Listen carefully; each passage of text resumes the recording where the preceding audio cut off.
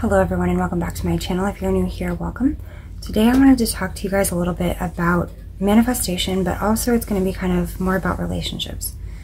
And one of the things that I wanted to touch on is the evolution of mindset within relationship dynamics. And so I made a long list of different topics I wanted to touch on.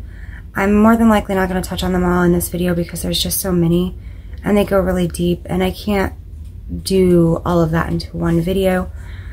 But let's just start today by talking about what we're seeing on social media first of all, right? There's a lot of different things about relationships on social media today, especially relationships gone wrong. I've seen videos of people explaining to large groups of women why today's modern woman is oftentimes rejected by the men in American culture, or how traditional things have sort of went out the window for a lot of people and why that hurts relationships so deeply. So this is kind of a hard video for me to make because I have a lot of thoughts on it and a lot of them are things that may be triggering for some people, especially if you have had difficult relationships or even trouble manifesting a relationship or an SP that you feel really in tune with and in alignment with, that you can stay with long term, that feels like a partner. So I guess let's just start by talking about what's important in a relationship. And of course this is going to be individual preference, right? It's going to be based on what we all prefer for ourselves. But I think one of the things that is important to everybody in a relationship is feeling heard, feeling seen. There's so many different ideas and perspectives of love that have just been programmed into us that, you know, you get into saying I love you and it just becomes like a habitual thing, right? So let's talk about something that Alison Armstrong touched on, which is that for men, respect equates to love. And so, again, a lot of these videos that I see about today's modern women is the main problem that men tend to have is that they don't see them as respectful. And I'm saying them, but I relate to this as well. I've shifted a lot of my mindset in relationships and I'm still working on things. I've talked about this in other videos, but I also fell into this category at one point in my life and to this day still have things that I need to work on, but respect is really important. So what is respect? Hearing someone, really hearing them, really listening when they talk, not assuming that what they're saying is something different than what they're actually saying. Men tend to be a little more literal with the things they say. And this isn't always the case. Everybody's different, of course, but just as a general umbrella, men tend to be more literal and mean what they say, whereas women tend to be a little bit more like beating around the bush, afraid to really, and again this is just general, but afraid to really say what they mean and mean what they say. And also we tend to be a little bit more of a pain in the ass when it comes to decision making. However, we also have a problem sometimes with other people making decisions for us, and so there's this sort of duality within us about, yes, we want to make decisions, but we're not very good at it. Or, and of course some of you are. Some women are great at making decisions. I'm just talking in general. But we don't want men to make decisions for us. And again, you know, different relationships, different dynamics. Just insert however this applies to you here, or if it doesn't, just tune out of this video because it's not for you. But yeah. One of the things that men really value is respect. And respect to men looks like paying attention, listening to what they say, understanding them, not humiliating them in public, knowing what actually does humiliate them or make them feel less than. A lot of times the things that we consume in modern society today teach us that women are the smarter sex. And so we tend to emasculate men and make them seem stupid or feel stupid. And we do this a lot of times in our friend groups and our families, and we do it in a joking manner, but it really is disrespectful and it really hurts the relationship. let's see what else. Feelings. Men actually have a lot of feelings, and women tend to talk about how they want a man with feelings all the time. If that's something you're trying to manifest, then you have to understand feelings are different to men than they are to women. Feelings are, again, more factually based on things that are actually happening, whereas a woman's feelings they're mutable, right? They kind of tend to go with the things that we're hearing in our head, whether those are things that are actually being said or assumptions that we're making based on our belief systems and past traumas and things like that. And I'm speaking on experience from this. I'm not shaming or blaming anyone for anything that you might be doing or patterns that you might have. I'm just trying to tell you things that I've had to learn to correct, and I'm still learning to correct in my relationship, because this could be helpful to you as well. Women really value, we see love more as being provided for, being protected, and these are things that men do naturally. A lot of women enjoy being spoiled. They like having gifts or being a passenger princess or whatever. And again, all women are different. Some women prefer being strong, independent, individual, having their own time to themselves, being a boss at a job, whatever.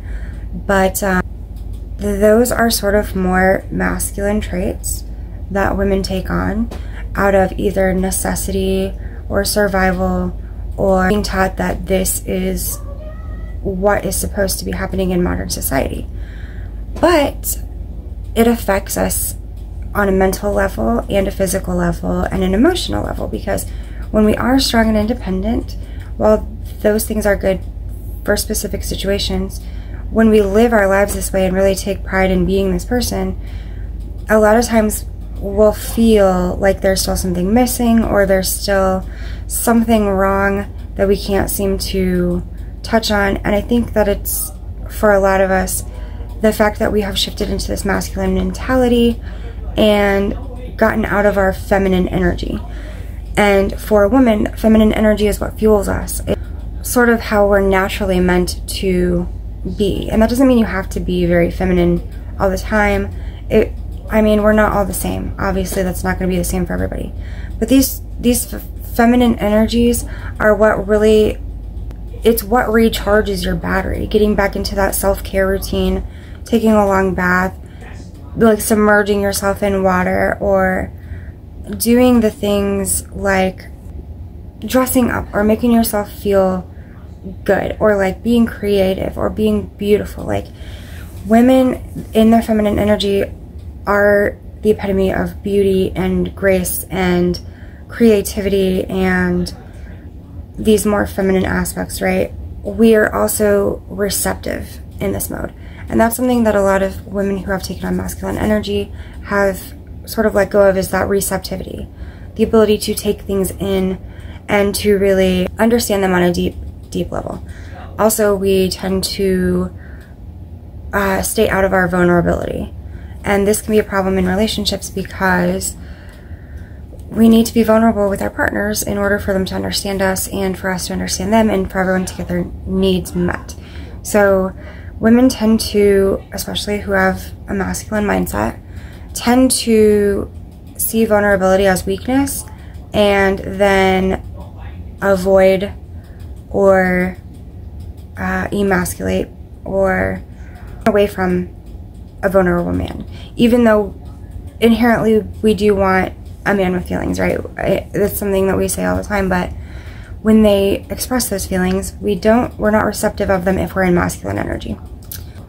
And then masculine energy, of course, is a action-oriented energy. It is a protective energy. It is a giving energy, a providing energy. And in order for us to find these Prince Charmings, right, these chivalrous men, I hear a lot of people say, where have all the good men gone?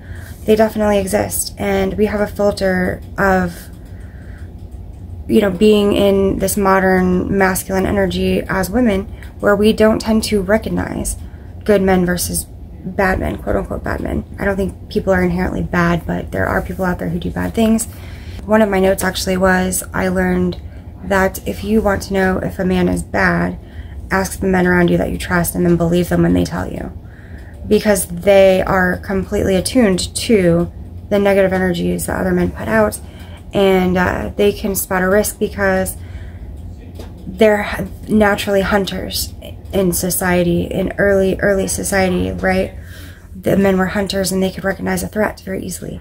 Why they're so protective. They're naturally hunters. They're naturally protective, observant, analytical, logical. They see things that we don't a lot of times. They multitask better than we do. A lot of times, again, not everybody's the same. It's just an umbrella. But yeah. So these are some things that to reprogram our minds and understand that while we may have to have jobs, we may have to go out there, not all of us can be trad wives or homemakers or what have to provide for our families too. And I'm really blessed in that area because I get to work with my husband, and then on the days that I don't go, our son works with him and is learning from him while I'm doing these things, creating content, building a business here, doing Reiki, things like that. So I get to be in both energies. I get to express myself in both ways, and that's really good for me. But in the relationship, I need to be in that feminine receptive energy, and a lot of times I have a hard time with that. And also with respect, because I've learned from society, from other women in my life that I admired, that degrading, emasculating, castrating men is just a normal thing, and making them feel stupid is a normal thing because they misbehave. They're rowdy, rambunctious, misbehaved, unintelligent, and none of these things are true. They're just not true. Things that make you valuable to a man as a woman are, you know, being receptive, being that warm, nurturing, safe space where they can be vulnerable, because that's not something they experience in day-to-day life. You have to provide that, because if you're not, then they're not getting their needs met. And they may not be able to express that that's a need because they've been taught for so long that their feelings don't matter. And again, umbrella. Please don't take anything that doesn't resonate with you. Let's see, there's something else about value. We value men that can protect and provide for us, but then tend to, a lot of times, make them feel unsafe. How are you going to protect someone from a place of never being able to be vulnerable and feel safe within your relationship, right? Oh, emotions. Yes, that's right. I've heard it said that emotions are like money. The more you print or the more you produce, the less value they have. So if you want your emotions as a woman to be valued, then you can't just allow yourself to fly off the handle at any given moment, or erupt, or have these emotional outbursts constantly because you're always in your feelings. When you allow these things to happen, you're invalidating yourself, because you're really, it's almost like crying wolf, right? Because you feel so deeply everything around you, and I understand that. I do. But it's also a program that we have to transcend, evolve. If we want our feelings to be protected and valued by the people in our lives, then we can't have them consistently being produced all the time, because then their value decreases.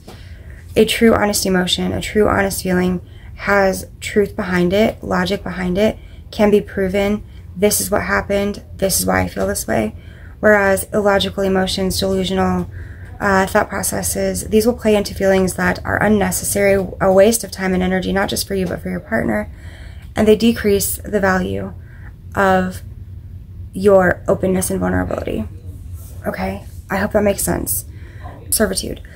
Service to others in day-to-day life, when you think about volunteering at a homeless shelter or a nursing home, or giving your time and energy to babysitting children or walking dogs or doing whatever, even if you're getting paid to do these things, when you're putting your energy and your time out there and prioritizing these things, that's fantastic. That's servitude. You're serving others in some way.